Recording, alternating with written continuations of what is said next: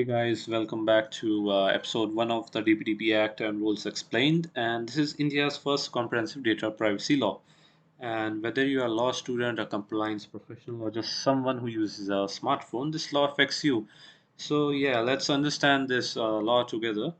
Now, this act has been numbered as Act number 22 of 23 and was assented by the President of India on 11th August of 2023. And the rules under this act were officially notified in November 2025. Now, over this playlist, we'll go through every section, rules, and schedule with real examples. And by the end of this video, you will know what this law means. So, yeah, now here's what we will be covering in today's video. Firstly, what is personal data and why does it need protection? Secondly, the data breach problem. I'll give some real examples from India. Thirdly, what was the journey of the DPDP Act, the 6-year journey specifically. Then fourthly, what this act is exactly, and what are the key objectives of this act. And lastly, who does the act apply to and who does it not apply to? And yeah, that's a lot to cover right now. So let's go. Now, we'll begin with the most basic question. Now, what is personal data? And this has been defined in Section 2, Clause T as any data about an individual who is identifiable by or in relation to such data. Now, simply, so if a piece of information can point back to you as an individual, it is personal data. And now just look at this list on the screen. Your name, address, Aadhaar number, bank details, location data, etc. All of this is personal data as it can identify you.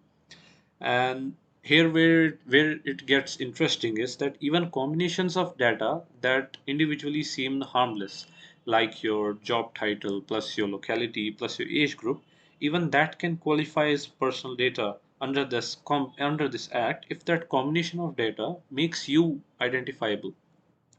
Now, this definition is deliberately broad because in the digital age, identifying someone doesn't take much time. Now, why does our data need protection? Can't we just trust companies? Now, I'll give you three numbers that answer this question. Now, firstly, 22,845 crores plus is the estimated annual cost of cybercrime in India, and it is continuously increasing every year. And approximately 81 crore people's Indians data was leaked on the dark web in 2023, and I'll attach a report regarding the same in the description of the video. And thirdly, also the infamous Ames Delhi breach of the cybersecurity breach, which was regarding 3 to 4 crore people, where their patient records were at risk. Even famous judges, sitting ministers, they were potentially compromised. Now, and these are just the incidents we know about. And this misuse of personal data can lead to various consequences, such as identity theft, targeted scam calls, job discrimination, or even in severe cases, stalking or physical harm. And this is not just hypothetical, this is actually happening, and that is why, precisely why India needed a data protection law. Now, the journey of the DPDP Act, this is over a period of 6 years. In 2017, the Supreme Court of India in the landmark Puttaswamy judgment unanimously held that the right to privacy is a fundamental right under Article 21 of the Constitution of India. This was the trigger. Then in 2018, the Justice B.N. Sri Krishna's expert committee submitted a detailed report and a draft bill. It was considered as India's answer to the GDPR of Europe. Then in 2019, the government introduced this bill in Parliament and it was sent to a joint parliamentary committee, the JPC, for a detailed review. The JPC gave its report recommending 81 amendments to this bill, but it had grown very complex as there was criticism from both the industry and civil society. So, as a result of what, in 2022, the original bill was withdrawn and a much leaner draft was released for public consultation. Then later on, the act was released in 2023, and in 2025, the DPDP rules were announced. So, yeah, now what exactly is this act? The preamble says it is an act to provide for the processing of digital personal data in a manner that recognizes both the right of individuals to protect their personal data and the need to process such personal data for lawful purposes. Now, you need to notice the balance in that sentence. So, it is not a law that only says that no one can use your data. It is a law that says your data can be used, but fairly, with your knowledge, for legitimate reasons, and with accountability. Now, moving forward, this act has four core objectives. Firstly, it balances the rights and needs, protects individuals while allowing businesses and governments to process data lawfully. Secondly, it empowers you.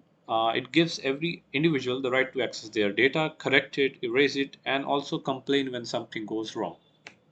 Then it also imposes clear duties on data collecting entities. They must give you notice, get your consent, keep your data secure, and also report breaches whenever they occur.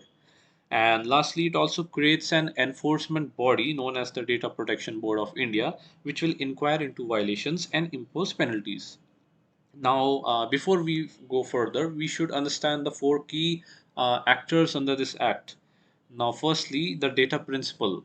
That's you, the individual whose data is being processed. Now, under this act, the word she has been used deliberately, irrespective of gender, a deliberate choice by the parliament. Then, secondly, the data fiduciary. That is the entity which could be a company, an app, a hospital, a bank, etc., that decides why your data is collected and how it is used. They are the ones with the primary obligations under this act. And the word fiduciary, it means a person or entity who has a duty of trust towards you. Thirdly, the data processor. This is a third party that processes data on behalf of a data fiduciary. For example, now if we say a bank hires an IT company to manage its customer database, that IT company is the data processor. They work for the data fiduciary. Fourthly, there's a new term known as the consent manager, who is a board registered person that acts as a single point of contact, allowing you to give, manage, review, and withdraw your consent through one transparent platform. Now, we need to remember all these four terms as they will come up literally in every other video in the upcoming series. Now, who does this act actually apply to? Section 3 of this act would give us the answer regarding that. It applies to digital personal data collected in India, non digital data that was later digitized, and processing done outside India if it is connected to offering goods or services to people in India. So, if you're a foreign company and you have Indian users on your app, this law would apply to you too. Now, who does this act not apply to?